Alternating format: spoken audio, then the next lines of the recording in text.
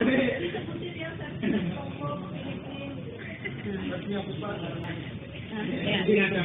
ya.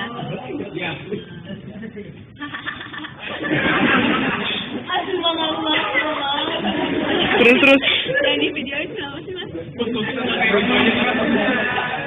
Mas, jangan kebetulan, Mas. Biasa aja. Terus 2. Gimana ya? Popeye. Hah? Popeye. 2, 3.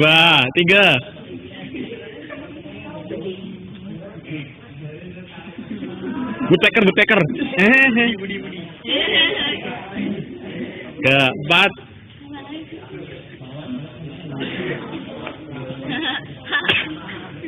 Terakhir. Kunti.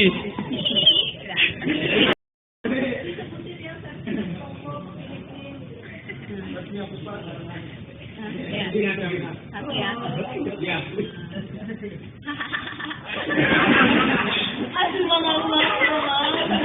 Terus. Yang di videoin kenapa sih, Mas? Mas, jangan kebetulan, Mas. Biasa aja. Terus 2. Gimana ya? Popeye. Hah? Popeye. 2, 3.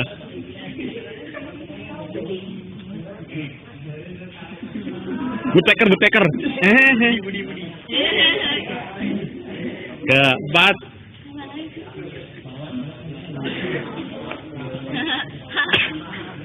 Terakhir. Kunti.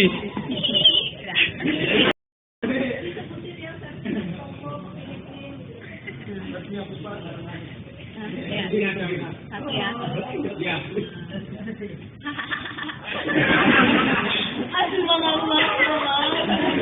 Terus. Yang di videoin kenapa sih, Mas? Mas, jangan kebetulan, Mas. Biasa aja. Terus 2. Gimana ya? Popeye. Hah? Popeye. 2, 3.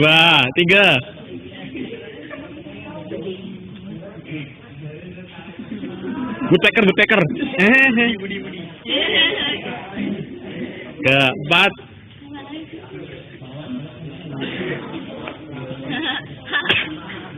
Terakhir.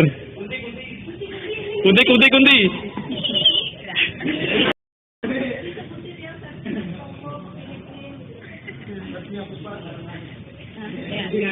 Satu ya.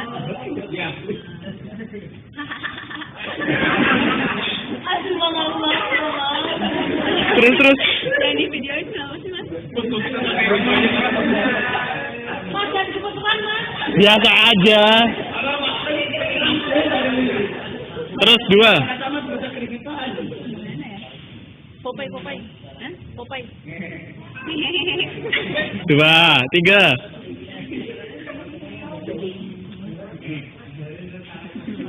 Buteker. Keempat.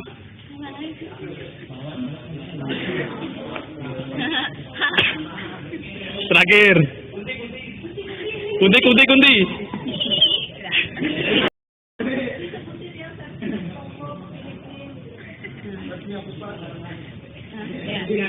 Satu ya.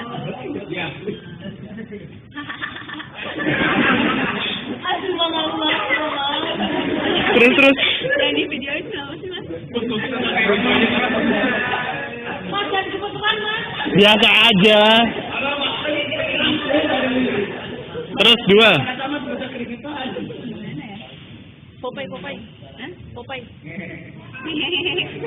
2, 3.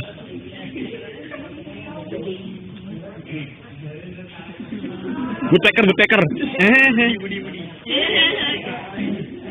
Keempat.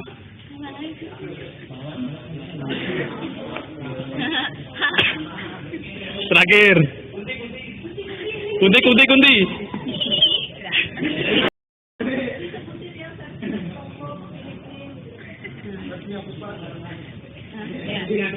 Satu ya.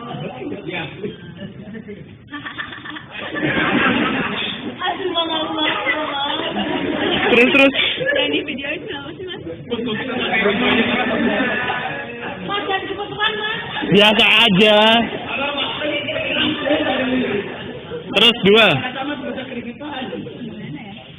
Popeye, Popeye. Hah? Popeye. Dua, tiga.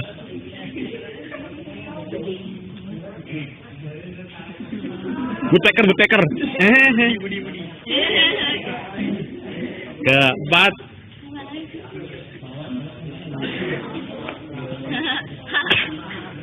Terakhir. Kunti, kunti, kunti.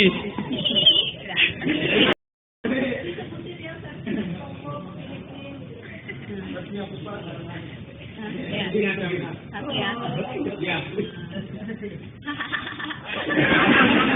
Aduh, Allah.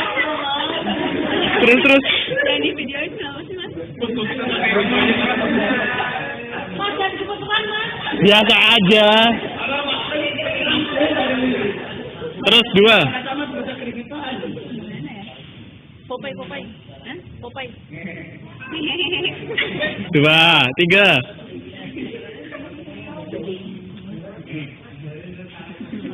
Woodpecker, woodpecker.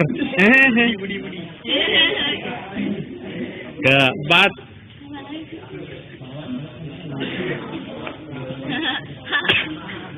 Terakhir. Kunti, kunti, kunti.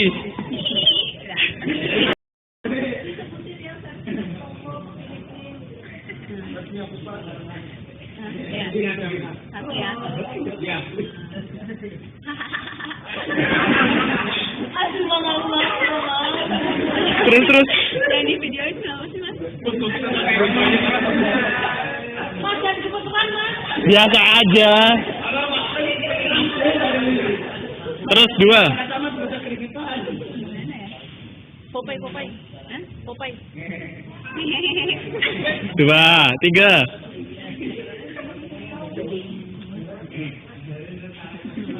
Woodpecker, woodpecker.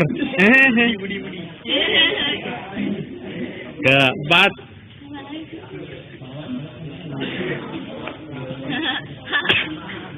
Terakhir. Kunti, kunti, kunti. Assalamualaikum warahmatullahi wabarakatuh. Pemirsa Hasanah yang dirahmati oleh Allah, insya Allah pada kesempatan singkat ini kita akan mencoba mempelajari tentang bagaimana tips khusyuk dalam sholat dari Rasul Shallallahu Alaihi Wasallam. Khusyuk di dalam sholat itu bukan ketika seseorang itu lupa bahwa dia itu ada di dalam dunia atau ketika dia tidak memikirkan dunia sama sekali, tidak. Tetapi khusyuk di dalam sholat itu ada dua pilar utama yang harus dia perhatikan. Yang pertama, gerakan dan bacaan dia di dalam sholat harus betul-betul sesuai dengan apa yang disunnahkan oleh Rasul. Tidak boleh ada sedikit pun yang menyimpang. Karena memang gerakan sholat dan bacaan sholat ini langsung Rasul Shallallahu Alaihi Wasallam terima dari Allah Subhanahu Wa Taala di saat beliau Mi'raj. Maka ketika ada kelebihan sedikit atau kurang sedikit, dia akan merusak sholat tersebut. Yang kedua, ketika dia sholat, dia harus pahami apa yang dia baca. Sungguh miris memang, bacaan sholat yang kalau seandainya kita gabung dari takbir sampai akhir, itu paling hanya sekitar 3 menit, tetapi banyak dari kita, umat Islam di Indonesia, bacaan yang hanya 3 menit ini, dia tidak paham apa yang dia baca. Maka PR dari kita, bagaimana kita bisa untuk memahami bacaan yang kita baca, sehingga sholat kita itu betul-betul menghadirkan hubungan antara kita dengan Allah Subhanahu wa Ta'ala. Sholat adalah salah satu pilar dalam rukun Islam. Pilar yang kedua setelah mengucapkan 2 kalimat syahadat. Sholat diwajibkan atas manusia sebagai satu berkah dan rahmat Allah Ta'ala kepada ciptaannya. أتل ما أوحي إليك من الكتاب وأقم الصلاة إن الصلاة تنهى عن الفحشاء والمنكر ولذكر الله أكبر والله يعلم ما تصنعون.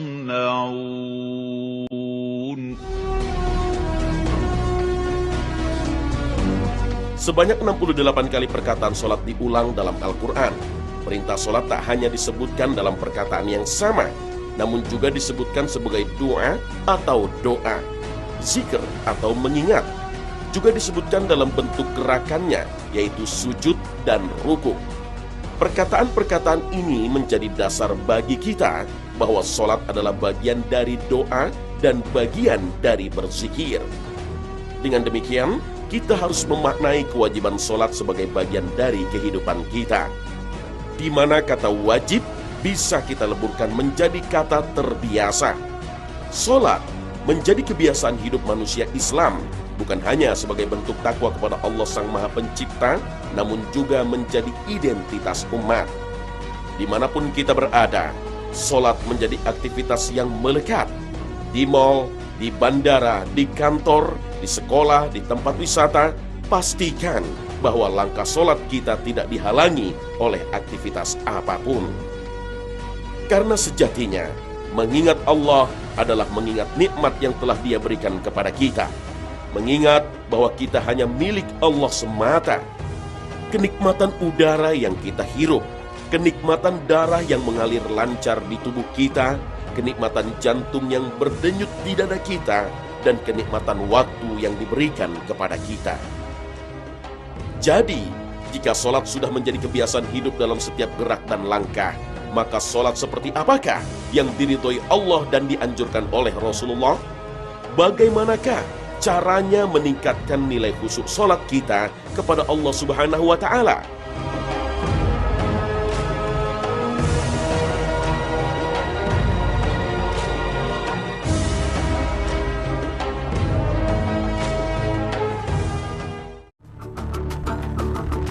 Inilah contoh satu rakaat sholat khusyuk yang dimaksud Rasulullah.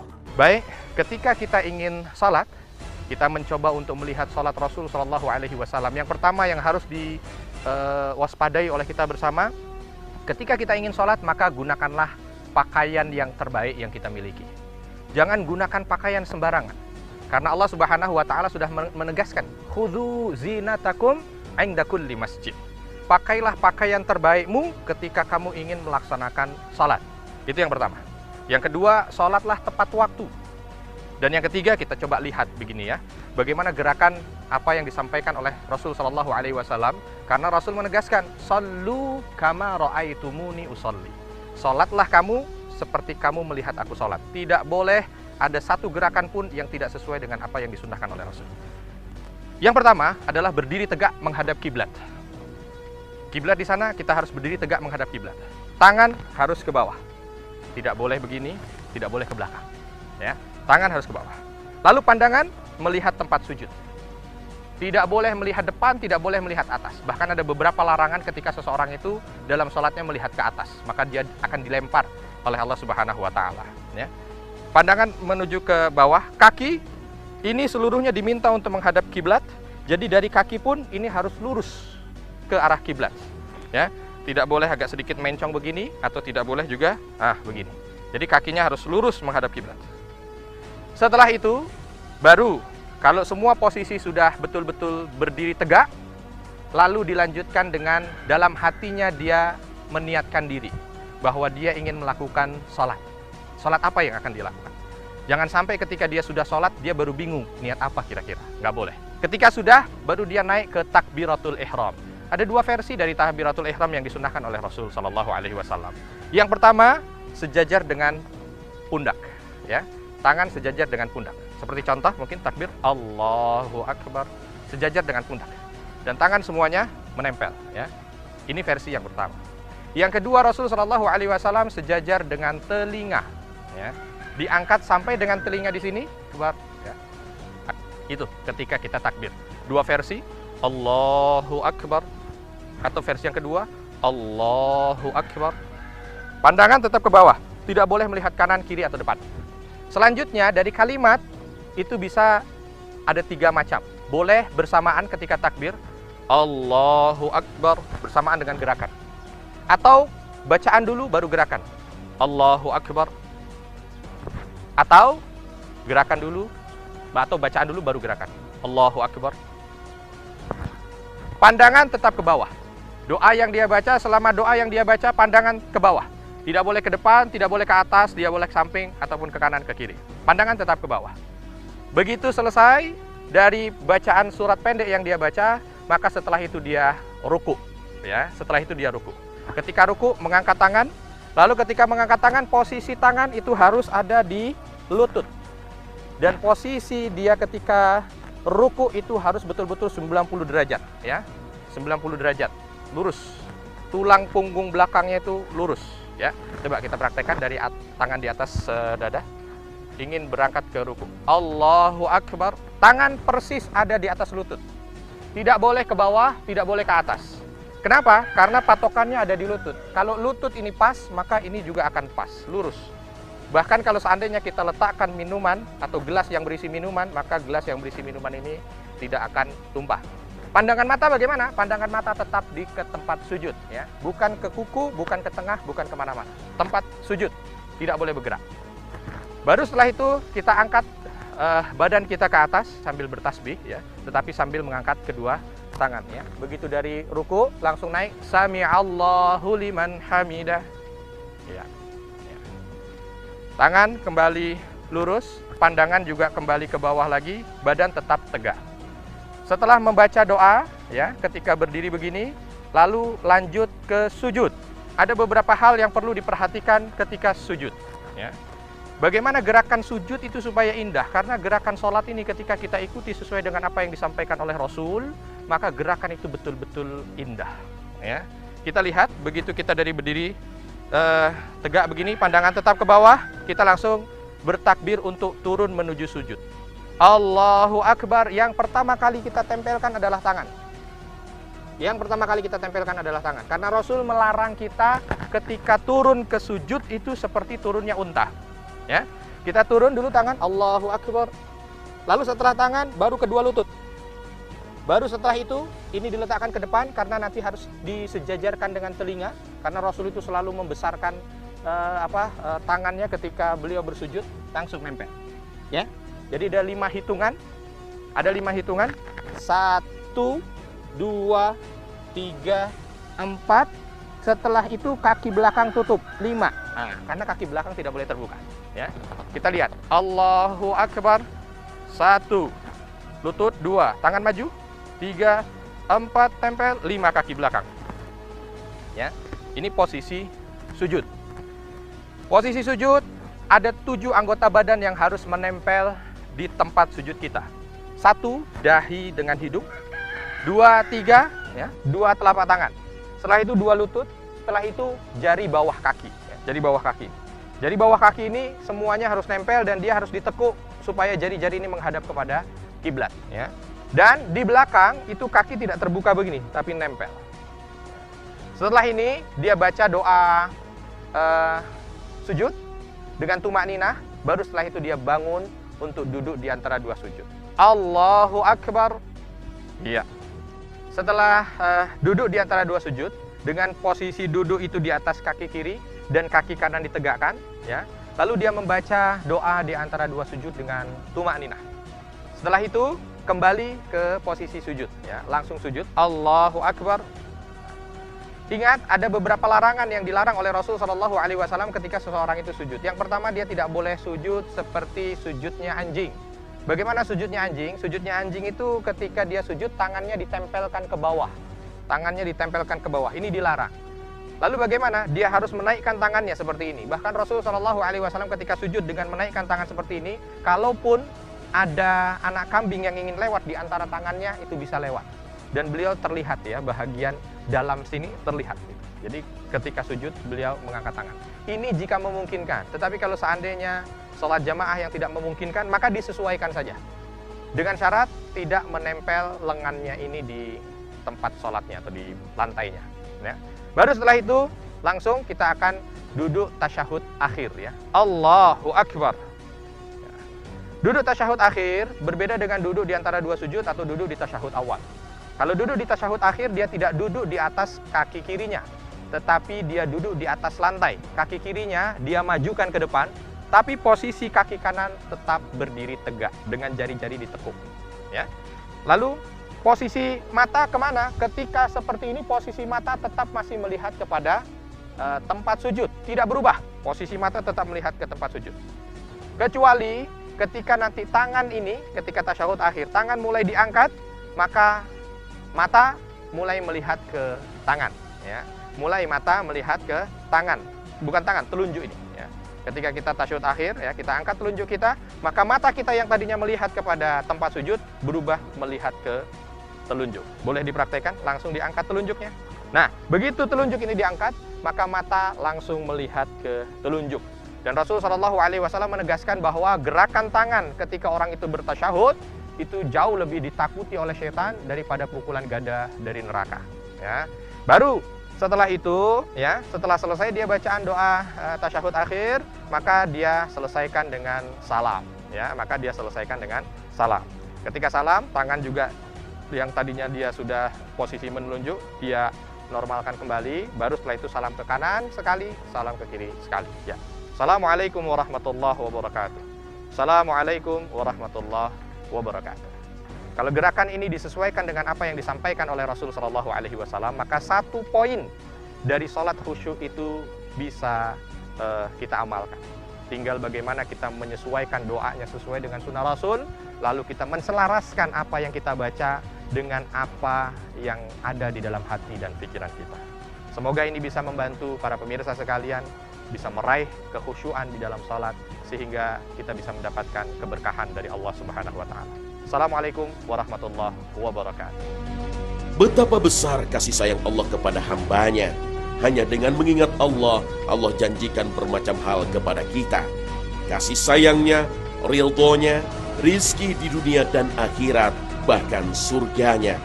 Semua hanya semudah mengingat Allah dengan melaksanakan sholat khusyuk. Wallahu a'lam.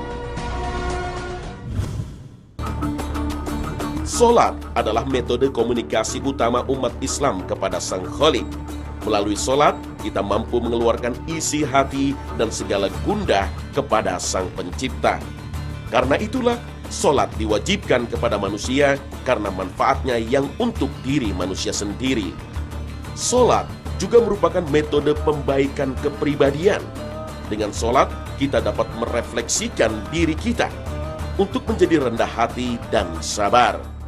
Sholat menjadi ibadah, di mana kita mengingat dan menelaah kembali pesan-pesan Allah kepada hambanya. Ibadah ini adalah ibadah yang mampu memperbaharui dan meningkatkan keimanan kita. Seperti surat Al-Fatihah yang dibaca, diharapkan tak hanya diucapkan, namun patut dipahami bait demi baitnya. Dengan inilah, penghayatan sholat pun dapat tercapai. Dalam firman Allah lainnya, Allah mengingatkan kita akan sholat sebagai benang merah yang menghubungkan dunia dan akhirat. ألم يأن للذين آمنوا أن تخشع قلوبهم لذكر الله وما نزل من الحق ولا يكونوا كالذين أوتوا الكتاب من قبل فطال عليهم الأمد فقست قلوبهم وكثير منهم فاسقون. Mengingat Allah di sini dapat diartikan sebagai salah satu bagian dari sholat, bahwa sholat sebagai bukti nyata penghormatan kita kepada Yang Maha Kuasa. Ya ayyuhalladzina amanu ruk'u wasjudu wa'budu rabbakum waf'alul khaira la'allakum tuflihun. Proses sholat dari berdiri, ruku, sampai kita melakukan sujud adalah tanda dari merendahkan hati dan diri kita. Gerakan-gerakan inilah yang seharusnya membuat kita sadar bahwa semakin banyak kita melakukan gerakan sholat, kita akan menjadi semakin rendah diri. Dan puncak dari kerendahan diri itu adalah saat kita bersujud kepada Allah. Bahwa Allah adalah Tuhan semesta alam dan kita hanyalah ciptaannya, miliknya. Dengan demikian, sholat harus juga dimaknai sebagai tempat untuk melepaskan segala kesombongan diri. Rasulullah bersabda, kepada muslim yang berwudu secara sempurna, lalu sholat 2 rakaat dengan wajahnya dan hatinya secara khusyuk, maka surga adalah hadiah baginya. Hadis riwayat Abu Dawud. Dalam hadis ini, Rasul memberitahu kita bahwa sholat harus dilakukan dengan hati yang juga sedang sholat, bukan sedang mengingat pekerjaan, keluarga, dan lainnya. Dan untuk memulai sholat yang khusyuk haruslah dimulai dengan menyempurnakan cara berwudu kita, mulai dari niat hingga cara membasuh anggota tubuh kita. Inilah langkah pertama perwujudan dari sholat yang khusyuk. Dalam firman Allah lainnya, Allah Azza wa Jalla menjelaskan bagaimana kita dapat meraih kekhusyuan dalam sholat. Dan mintalah pertolongan kepada Allah dengan sabar dan mengerjakan sholat. Dan sesungguhnya yang demikian itu sungguh berat, kecuali bagi orang-orang yang khusyuk, yaitu orang-orang yang meyakini bahwa mereka akan menemui Tuhannya dan bahwa mereka akan kembali kepadanya. Al-Quran Surah Al-Baqarah ayat 45 hingga 46. Kematian rupanya telah digariskan sebagai jembatan kesadaran manusia untuk kembali mengingat Allah. Karena dengan mengingat kematian, jiwa setiap manusia akan otomatis terpanggil untuk khusyuk. Orang yang mengingat kematian berada pada titik memiliki keyakinan penuh kepada Allah.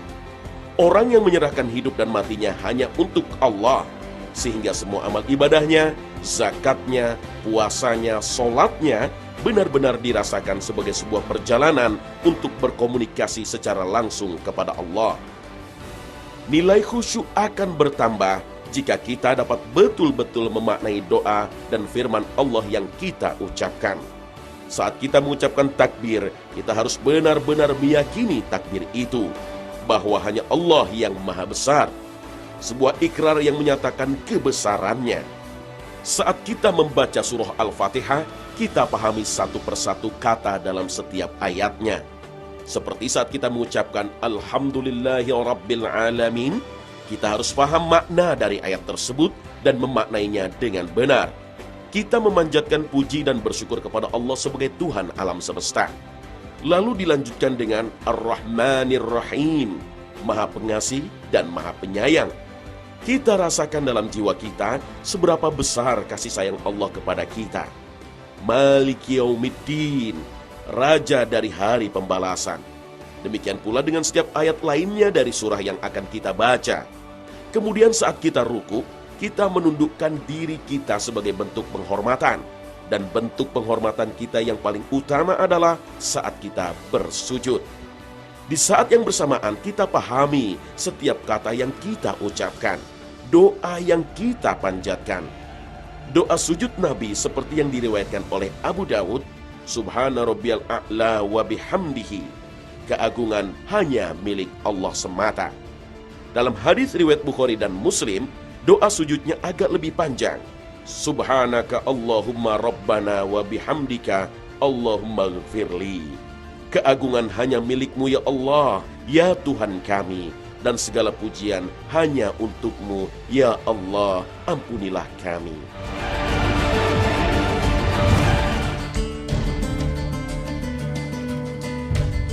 Di antara keutamaan sholat yang khusyuk adalah ditinggikannya derajat kita, baik di dunia maupun di akhirat. Allah Azza wa Jalla melihat manusia dari imannya, sehingga kekhusyuan kita dalam melaksanakan sholat menjadi amalan yang utama agar sholat kita dapat diterima. Mereka bertasbih kepada Allah di masjid-masjid yang telah diperintahkan untuk dimuliakan dan disebut namanya di dalamnya pada waktu pagi dan waktu petang.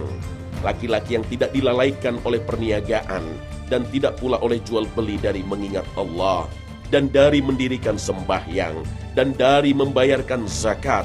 Mereka takut kepada suatu hari yang di hari itu hati dan penglihatan menjadi goncang. Mereka mengerjakan yang demikian itu supaya Allah memberikan balasan kepada mereka dengan balasan yang lebih baik dari apa yang telah mereka kerjakan. Dan supaya Allah menambah karunia-Nya kepada mereka. Dan Allah memberi rezeki kepada siapa yang dikehendakinya tanpa batas. Al-Quran, Surah An-Nur, ayat 36 hingga 38.